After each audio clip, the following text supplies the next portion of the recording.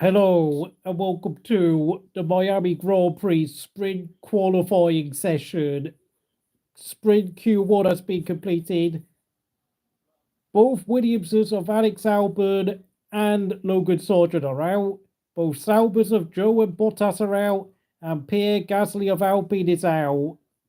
Yeah, you can tell I'm really annoyed already.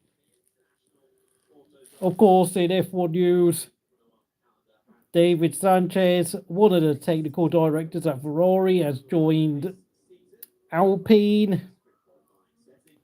And Zach Brown has predicted that there's going to be more people leaving Red Bull now that Adrian Newey has departed the team, because apparently at McLaren he has been receiving CVs from Red Bull employees about a vacancy at McLaren. That is interesting.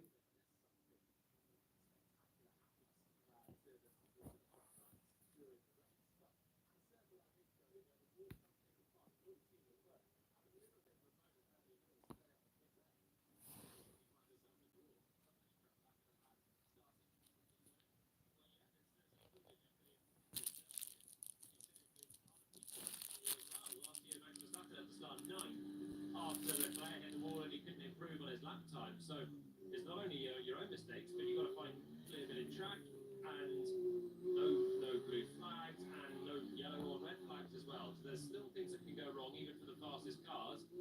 And I think the sprint, the likes of Williams now, they're into a test session for the sprint tomorrow morning.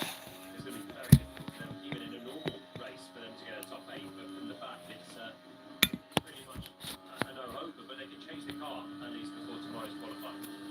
Okay, first fast lap starting to come in.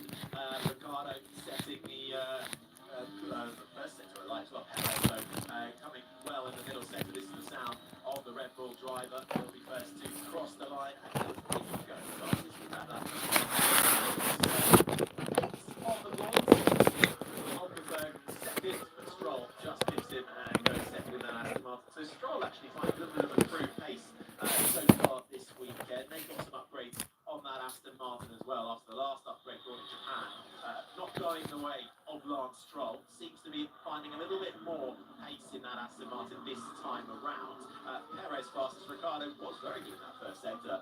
Currently second, 1:28.1. Again, everybody on that medium compound tire. Piastri and then Norris passes first sector as well. We take you through the starting turns at the start of the lap. Perez quickest is 1 second more Norris did at the start of SQ1. So the benchmark is getting lower, the track's rubbering in. This is Leclerc accelerating his way through the final right-hander at turn 19 and getting up to second position. There he goes, making his way through. 5 minutes remain of this session. Hamilton across the line then.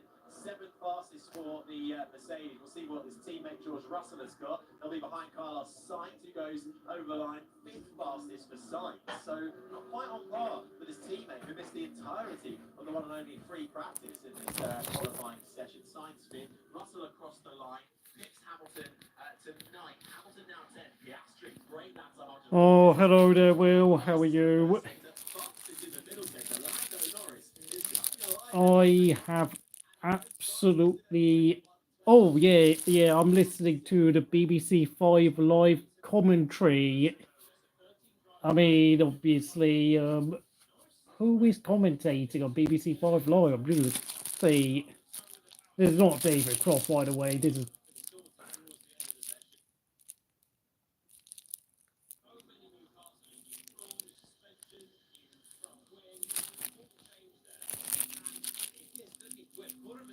Perez, who was pole here last year, let's not forget. 4 tenths up on Leclerc, who's been quick here in the past as well.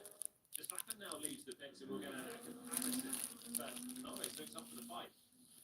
He certainly does. As we now get into that little period where there's just a little bit of a lull. Ricciardo on the radio. I hit the wall as well on a 10-16, but 6 ago. This seems to be a little bit of a common occurrence for a few drivers, but they're heading it square on, so not too much damage. Someone eventually is going to hit that just a little bit more force and they're going to ding the suspension there. But for now, it's okay for Ricciardo. It's a very low speed left-hander, and then you get on the throttle as soon as possible because it's a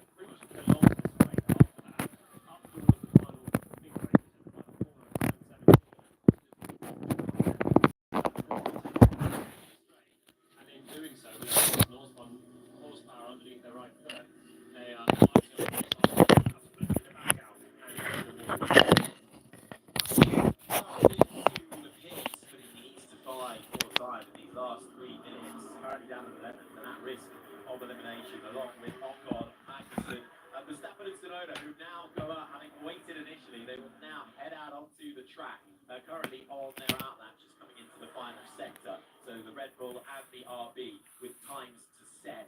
It's Norris fastest at the moment, Perez second, Leclerc, Ricciardo, Piastri the top 5, Alonso, Sainz, Stroll, Hulkenberg, Russell the top 10.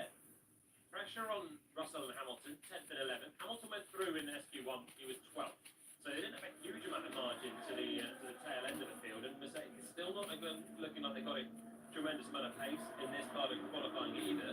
Getting both cars through into SQ3 is going to be the target for them right now in 10th and 11th. There's also pressure on Verstappen, who, when he puts in a time, presumably, when he does, he's going to jump into the top 10, and that will put Russell down as well. So both Mercedes have to improve, but Verstappen, with 2 minutes left on the clock, now starts a lap, and he can't really afford to get this wrong. He's gone late, the track's in his best condition, they put a bit of faith in Max, he can probably just about abort one and go again if he has to, but this is now him on his final lap of SQ2, and he wants to hook it up.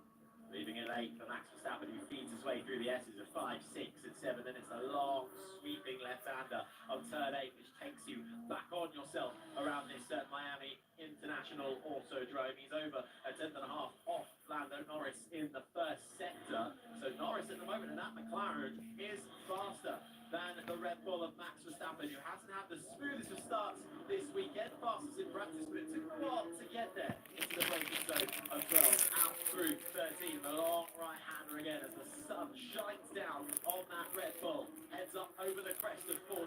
The quick chicane. The left, right, 14, 15 as you then get ready to gear yourself up for that long, over 1 kilometre back straight. Not a great lap from Verstappen. He's only half a second down on Norris through 2 sectors. Should still have enough to get into the top 10, but certainly not the cleanest. It looks okay through 2 sectors, but he's not lighting up the timing screens. Tsunoda gets the time on the board and is only 14th, so he's going to be out at the back of this. He won't go again. Here comes Verstappen now, past our commentary box and flashes across the line. Up to 4th. It's not what we expected to see from Max Verstappen, who just doesn't seem to be that comfortable at the moment. 4th fastest, Norris fastest at the moment. Perez, Leclerc, Verstappen, Ricciardo. The top 5, Piastri, Alonso, Sainz, Stroll, Hulkenberg at risk. But in that elimination zone, the 2 Mercedes of Russell and Hamilton, Kevin Magnussen and Tsunoda. Everybody out on track at the moment, trying to find time. Russell's having an okay first sector. Fernando Alonso coming through in the middle sector now. Hamilton's not had a good first sector. He's now shuffled down to 12th. Russell is 11th. Russell's finding a little bit of time. Hamilton is not. In fact, he's made a mistake in the first sector. It's even worse than that. He's going to do well to salvage this, Hamilton. Ocon can't get through into the final part of sprint qualifying. 13th as he takes the checkered flag. Carlos Sainz had a rough middle sector as well. He's down at 8, so he's not nailed on for this either. The Ferrari driver, the only one who got the full practice session in. Down at 8 at the moment. Alonso off in the middle sector. Magnussen's going to go out as well after the heroics of SQ1. Magnussen is going to be 14th. Tsunoda's going to be 15th. Can the Mercedes get themselves through? Hamilton's up against it. Tsunoda's out. Oh my god. And Hamilton's hit the wall. Mental. Hulkenberg's on the bubble. Russell and Hamilton cross the line, but they're not going to be able to do it either. Out goes Lewis Hamilton in 12th. Russell into the line as well. What can he do when he comes around the final corner? He's not going to make it through either. It's 11th and 12th for the 2 Mercedes. Russell ahead of Hamilton, ahead of Ocon in 13th. Magnussen doesn't do it, and Tsunoda bails out at the end of his lap as well. The Japanese RB driver rounds out the top 15. So, out go the 2 Mercedes, the Alpine of Ocon, the Haas of Magnussen, and the RB of Tsunoda. Mercedes, 11th and 12th. Russell, 13 thousandths away from the top 10. Both Mercedes are out in Q2. Mental. Absolutely bonkers, eh? Both cars now out in SQ2. Here's Lewis Hamilton. And Hamilton, yeah. Hamilton and Russell are out. The times are so close. Russell and Hamilton and Ocon as well in 13th. All were within half a tenth of getting through into the top 10. Where there is a Haas, where there is the RB of Daniel Ricciardo, just after we were saying that the progress isn't necessarily real, he's up in 5th place and put in a brilliant lap. I think Hamilton was just there. We heard him say he hit the wall.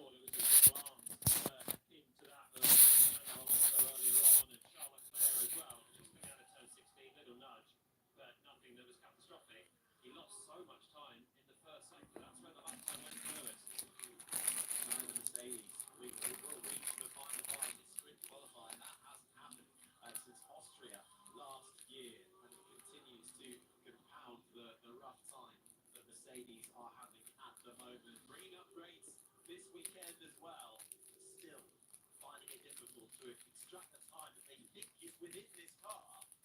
They can't find it out on track at the moment. They're nearly a second away from Norris. It's the same power unit in the McLaren and the Mercedes. There's nearly a second of performance between Norris and the McLaren, top of times, looking really good. Looking really good in the upgraded McLaren. And Russell, 8 tenths down as the lead Mercedes. It's a bit of a humbling one. They can, again, they changed the rules this year, the FAA, so they can open part, maybe which means they can change the car before qualifying tomorrow. They're going to need to learn about what's going on with the car, some new parts on that Mercedes, and something's not working.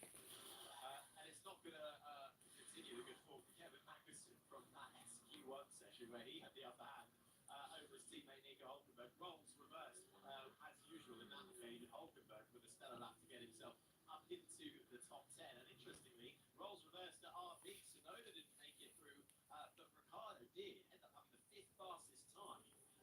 Tsunoda had an issue coming into turn 14. Right across it through the low speed chicane, left-hander up the hill and to the right, was just four-wheel drifting through there. Just cost him a bit of time, but he was a mile away from making it through. Needed another half a second to do that. I think he was already struggling when he came through into the end of the middle sector. But Ricciardo could be happy up in 5th, and he's under a bit of pressure, don't you, Ricciardo? Still with RB, but Oh yeah, Luton and Everton have drawn well. Luton really are kind of hanging on for their Premier League lives, and Mercedes-Benz,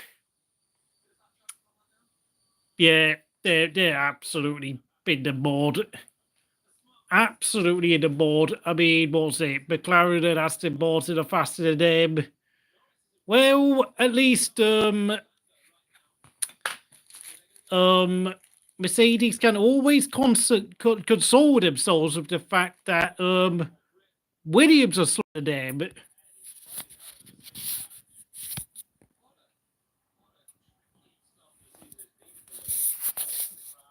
Oh, you don't say, Julian.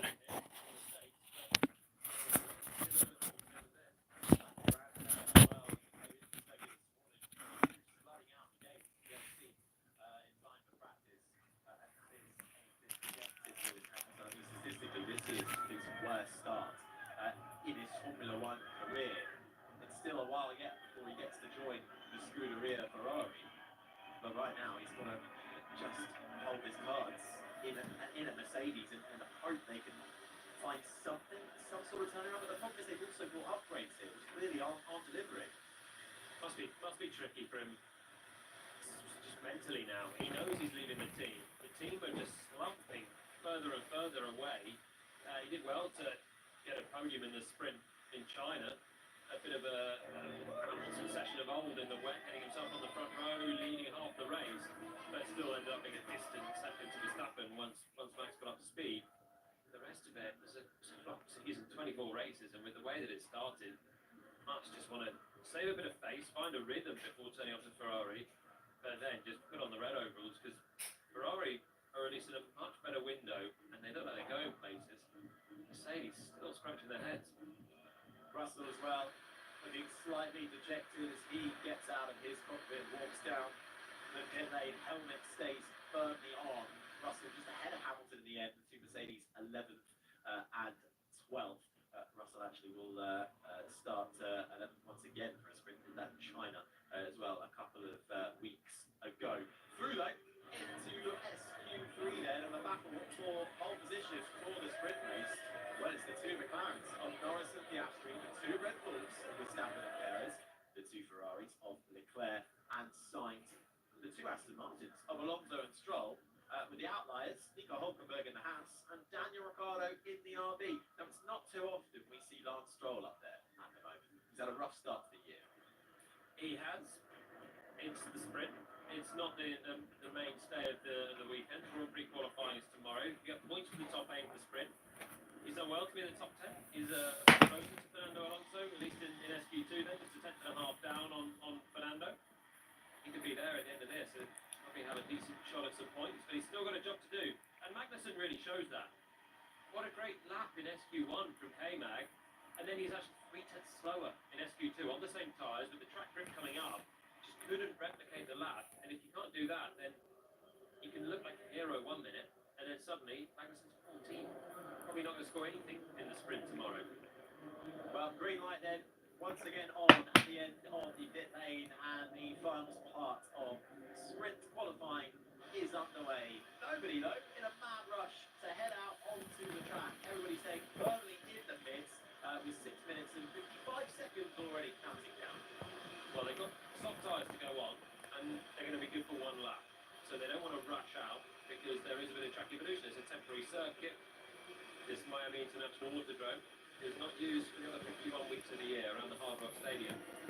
It's a pleasant setting outside of downtown Miami, but it's not used very much for racing cars, so there's not a lot of rubber down, and that's why going late in the session should give you a little bit more grip once other cars have gone. But everyone's had the same idea, so it is literally foot tapping time. A little bit of a waiting game for everyone.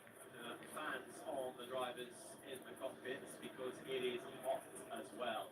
Air temperature 28.4 degrees, track temperature almost at 45 degrees, 61% humidity as well. The sun is shining, the skies are blue, there's a few white puffy clouds overlooking this 5.4 kilometre circuit. 19 corners, 7 to the right and 12 to the left. It's fast, it's furious, but the walls come at you quicker than you might imagine. It really gets quite narrow at some points. I don't think it really, if you see it on the screens through the footage, doesn't quite do it justice for just how narrow, especially that long back straight can get. Well, Leclerc showed it earlier on. He couldn't turn the car around, and ended up perpendicular on the racetrack. Pretty much blocked the whole track for everyone else. So it is narrow at points. Other points are much wider. There's long straights. There's overtaking potential. Yeah, it is quite a physical track as well, but nobody keen to go out at the moment. 5 minutes on the clock. The grandstands are absolutely packed. As you say, everyone's going to go on the soft compound tyre for this session, so good for 1 lap.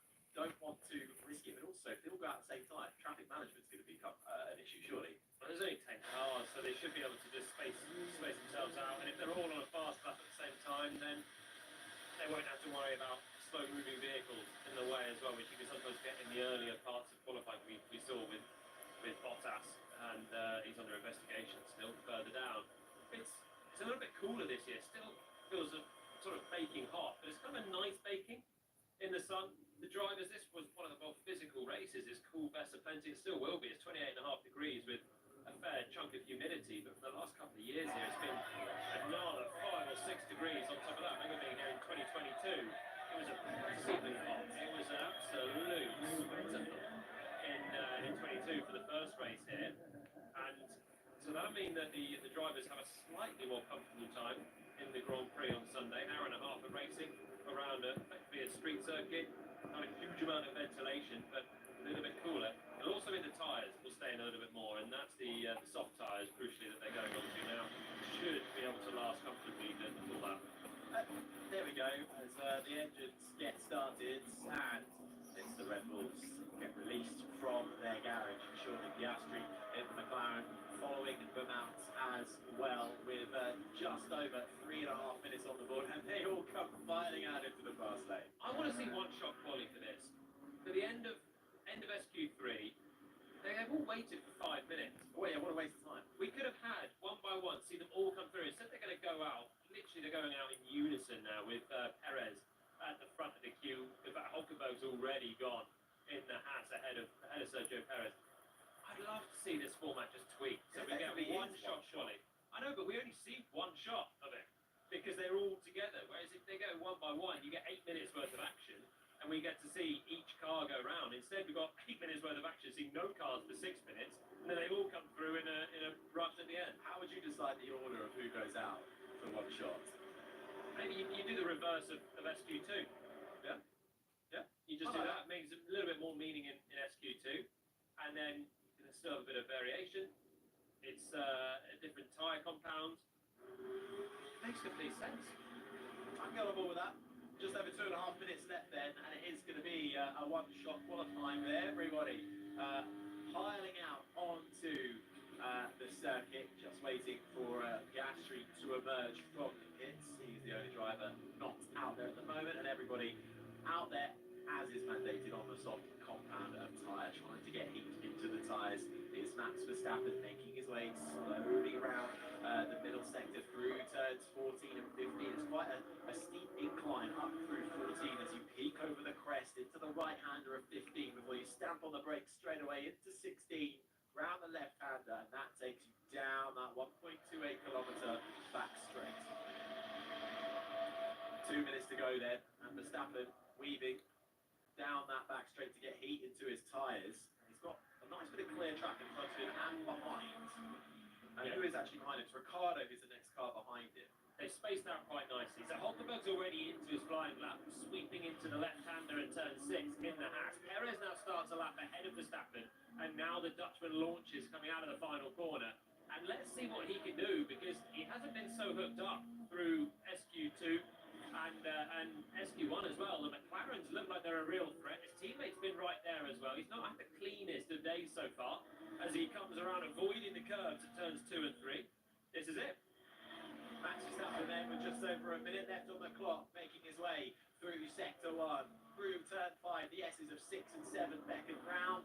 The long sweeping left-hander, Leclerc almost lost the rear end of the Ferrari in SQ1 there, lived to fight another day. Verstappen, fastest of anybody in the first sector. Perez going well in the middle sector, a little bit further up than Verstappen. That is a good first sector from Verstappen, the best we've seen so far today. He's got the DRS open now, charging his way 205 miles per hour, prancing a little bit on the long first straight. Smashes the brake pedal and gets towards an apex in turn 11. Feathering out of the throttle through the long right-hander of 12. Going to fumble his way through this horrible low-speed chicane. Bounces over the curve. Big step of oversteer from Max through 15. That might cost him a little bit of time. Hulkenberg crosses the line, first lap time on the border, 1:28.4 for the German in the Haas, immediately displaced by Sergio Perez, who takes fastest spot with a 1:27.8. Verstappen fastest in the middle sector. Norris has made a big mistake in the first sector. The man that might have been a threat for pole is 8 tenths away. He's not going to do it. Norris then will not find the time. He's going to have an incredibly mighty rest of this lap. Verstappen then with one more corner to go as the sparks fly from underneath that Red Bull. Fastest as he takes the checkered flag. Provisional pole for Max Verstappen for the sprint, a 1:27.641. Couple of tenths clear from his teammate Perez. Ricciardo in the RB puts himself up into third. What's Lando Norris got in this final sector? Piastri is miles away as well. Half a second down in the first sector. It's Leclerc who might be close. Fastest middle sector for Charles Leclerc. What a mighty middle sector from Charles Leclerc, the man who missed pretty much the entirety of the only free practice session we had before diving in to this sprint qualifying session. Stroll goes forth ahead of his teammate Fernando Alonso. Lando Norris can only manage 6th. It's not going to be the dream pole for the sprint for Lando Norris and an upgrade in McLaren. What can Piastri do as he comes across the line? Leclerc will go first, and he just misses out on taking that top spot. Leclerc in second. His teammate Carlos Sainz could only manage a top 5 start. Piastri coming into the final sector now. This is the sound of the Aussie in his second season with McLaren. Round the final corner and across the line, he pits his teammate into 6th. He goes in front of Stroll, Alonso, and Norris only manage in the end 9th fastest, only in front of Nico Hulkenberg. It was looking like the fairy tale for Lando Norris in this sprint qualifying session. That is not to be. Instead, it's Max Verstappen who will start the sprint race from pole position. What did I say? No matter what, Max will be there. There he is. Norris lost 8 tenths in the first sector. In the end, he was 8 tenths down after 3 sectors as well. He's close. He has the fastest final sector. I think he's got the fastest middle sector as well as Lando Norris, but he lost the heat in the first sector. He's obviously made a big mistake somewhere through the faster corners at the start of the lap, and that was a chance, and it's a chance to go on begging for the man that was sprint pole last time out. So in the sprint, there's a qualifying tomorrow. Yeah, I think that's it. That's P1 max. Well, not good outfit, to be honest. It's terrible. Slightly worse changes than you, maybe. I mean, I'll take it, but yeah. He'll take it. Just as you think it's a little bit close, and Verstappen is bemused at how he's managed to take pole with what was an awful lap. Daniel Ricciardo, 4th quickest. I mean, that's how you bounce You back. should see. Hello. Daniel Ricciardo, a sensational lap in the RB. In the end, it's Verstappen, who will start the sprint race from pole. Alongside him will be the Ferrari of Charles Leclerc. A great comeback from Leclerc, having missed practice. Sergio Perez, third. Daniel Ricciardo, fourth. Carlos Sainz rounds out the top five. Piastri, sixth. Stroll, seventh, in front of Fernando Alonso. Then it's Lando Norris down in ninth. Nico Hulkenberg rounds out the top 10 in the Haas, as the top three peel in to park firme out of the cars. Perez straight away taking his helmet off, a few words with his teammate Max Verstappen, who now removes the hand device and takes his helmet off, and you can hear the cheers from the grandstands. There's a lot of Perez supporters here in the stands supporting the Mexican driver. The Red Bulls then split in this sprint qualifying session by the blue Ferrari of Charles Leclerc. Great job from Leclerc. 4 tenths up on Sainz, who made a mistake in the final sector. They were neck and neck into the final sector, but I think Sainz must have missed his braking point and lost a heap of time. Could have had 2 Ferraris in the top 3. Norris must have bottled it in the first sector. He was faster than Verstappen in the second sector. Oh, you mean the final sector? Yeah, Norris, seriously. He had a chance of getting, getting pole for the sprint, but of course, yeah, he's booked up. I think, obviously, Verstappen will start sprint pole alongside Leclerc and Perez in P3, and then of course you've got Ricciardo up in P4.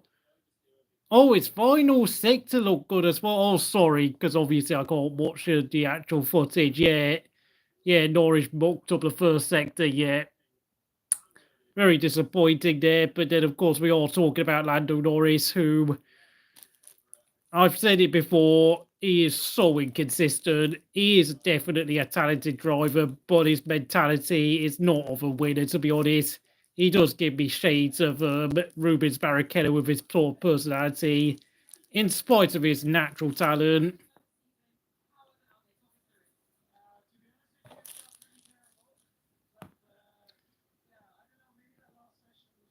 I mean, what is it with Max Verstappen? Even when he looks like he's struggling with a car, and he's moaning about the car being inconsistent, and he can't, get a handle up the corner through, the grip and the tyres and all that, and he's moaning about the brakes. He always finds a way of coming back out on top. So, we really are stuck in a Max Verstappen era, and it has to be said, Adrian Newey leaving Red Bull is good news for Formula 1, because honestly, I don't know how much longer I can take watching Max win all the time, because the kid is clearly bang on form, and he's got the best car in the grid.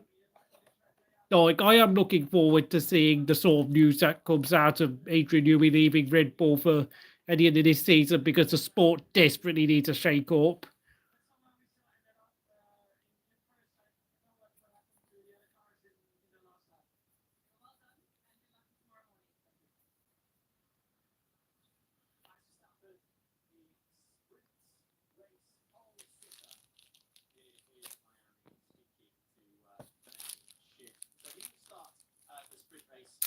And if you are joining us, Mercedes did indeed get knocked out in sprint Q2.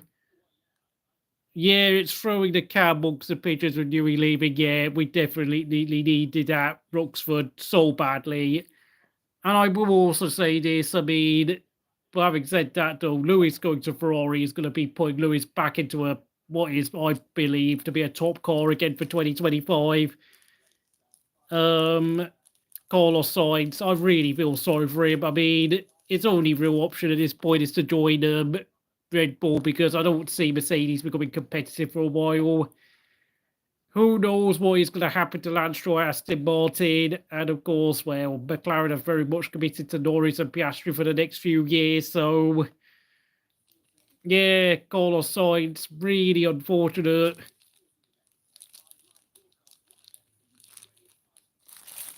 Yeah,